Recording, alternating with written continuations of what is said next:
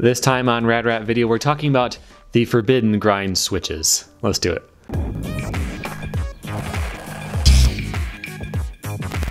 Welcome back to Rad Rat Video, a channel about skateboarding and skateboarding questions and skateboarding video games and skateboarding everything. And today we're answering some of your questions. I've got a few of them for you. The first one is from El Spooks, who says, "Hey Rad Rat, I had a question on how to explain certain obscure tricks. For instance, I was playing a dude in Skate, and I had done a 360 nerd flip. We had a tough time explaining what it actually was. What would you do in these situations?"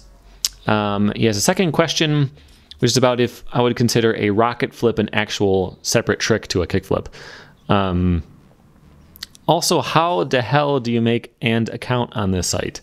So you submit questions through radratvideo.com. You cannot make an account. If you buy a shirt, it will just send you an email. It'll send you a tracking code. It'll do all that stuff. You don't make an account.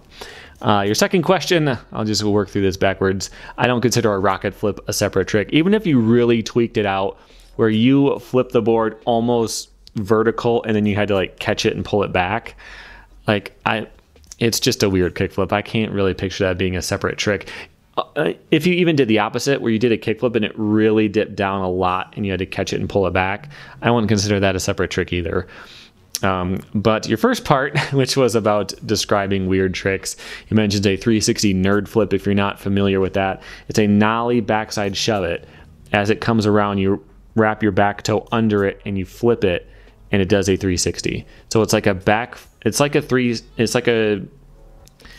see, this is what he's talking about. It's nollie, but you underflip it with your back foot as if you pop the tail. Kind of a weird trick. But yeah, so in a game of Skate, I don't think whether you can describe it or not or how weird it is makes the trick invalid at all. I played a game of Skate against a kid one time, and he did a nollie pressure flip, I think is what it was. Maybe it was fakie. But so, you know, a normal pressure flip. So he was rolling, he flipped it like that, and he called it a hard flip. And I was like, wait, what was that again? And he did it a second time. You know, he doesn't have to land it the second time or anything like that, but just, you got to make sure the other person knows what trick they're going to try. And he kept doing a nollie pressure flip. And like, yeah, this is a hard flip. And so I tried a nollie pressure flip, and I got a letter because I've never done one of those before. And so yeah, he described it wrong. He used the wrong name, but as long as I understood what that was and how it's done, then I could make an attempt at it. Yeah, doing really weird and obscure tricks in a game of Skate is fun. Like, that's kind of the whole point, is to like get the other people you know and who you play with to learn the tricks that you do. You learn the tricks they do. So yeah, I mean, you just have to make sure they understand what it is. You can't refuse to show them again or refuse to explain it and then give them a letter because they didn't do the right thing, you know? But yeah, I wouldn't say a rocket flip is a separate trick for sure. Okay. Next question is from Toon, who says, "I recently tried half cab to frontside 50-50 on a curb. I was surprised to find out that it was really hard. I did a bit of searching and I couldn't find any footage of this trick. Why does no one do this trick? I only saw Mark Gonzalez do one in video days, but that is about the only one." I have done this too, assuming you mean frontside half cab to frontside 50-50. So you approach backside, going fakie, frontside half cab, fully blind the whole way, and then land in a frontside 50-50. I've done that before. It's super awkward and weird, and that's the reason why no one does it, because it just feels so weird. Going into a grind fully backwards and just hoping the coping is going to be there, it's tough. And doing it fakie instead of nollie is more uncommon too, even though the grind part is easier once you get into it. But doing a frontside half cab into anything is really hard, really weird and awkward. You might have been in backside half cab too, though. You would approach backside and then half cab the hard way. It would be easier because you can see where you're going, but harder to get the rotation. Like, they're just really awkward and weird tricks. And I think there's a lot of stuff you could do that no one has done before, simply because they're awkward and weird. Now, that one doesn't count because we've both done it, and Gonza's done it, as you said.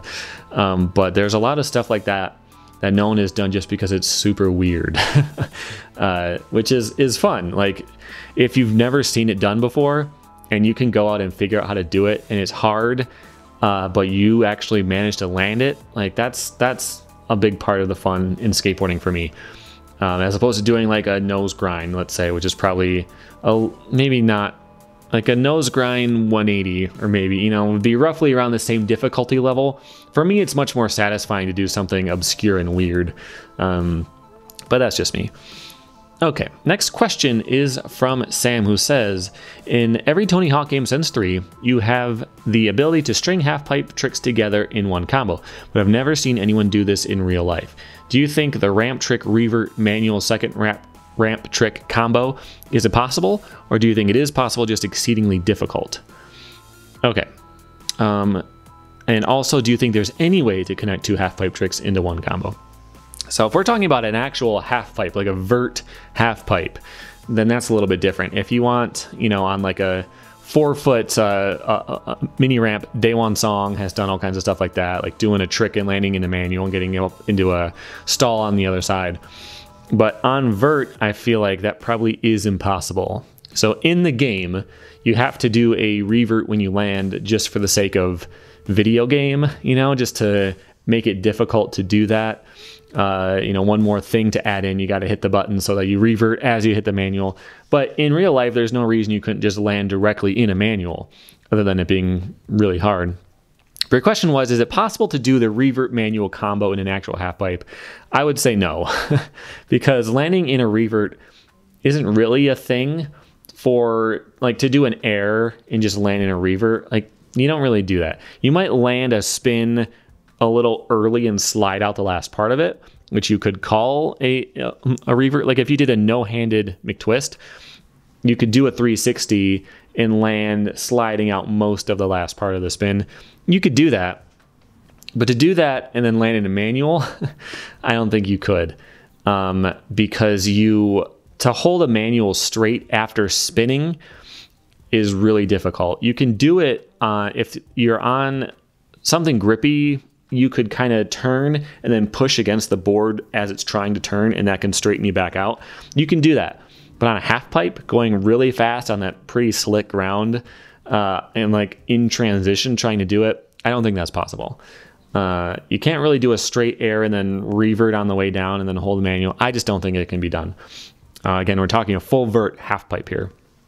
But I think you could do 2 tricks in one combo. And the way I thought about it is you would have to start either switch or fakie, do a grab, and then land straight in the manual on the way down. Again, like no spins to make actually holding a manual easier.